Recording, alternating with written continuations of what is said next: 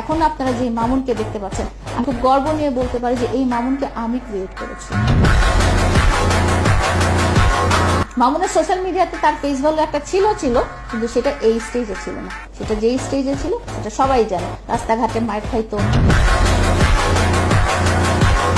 কোন জায়গায় মার খেতো না, রাস্তাঘাটে গিয়ে ও বলে তো যে লায়লার জন্য সম্মানহানি হয়েছে। ওর সম্মানটা কোথায় ছিল? আমার প্রশ্ন হচ্ছে যে তোমার সম্মানটা কোন দিক দিয়ে ছিল? তুমি নাচো গাও, সেই হিসেবে তোমাকে তো কেউ মিডিয়া কর্মী হিসেবে ধরেই না। মেইন মিডিয়া কর্মী না, তুমি লাইকিতে নাচো গাও, সেই হিসেবে তুমি যখনই রাস্তায় বের হও তোমার লোকজন পিটাইতে আসে, তোমার দেখতে আসে যে তোমার এই অদ্ভুত চুলের কালার, অদ্ভুত ছিঁড়া প্যান্ট, অদ্ভুত স্টাইলিং এর এইসব মানুষ যখন চিড়িয়াখানায় চিড়িয়া দেখতে আসে সেভাবেও তোমাকে দেখতে আসে। এটাকে তুমি যদি বলো যে সম্মান, তাহলে আমার সম্মানের সংজ্ঞাটাই তাহলে ভুল।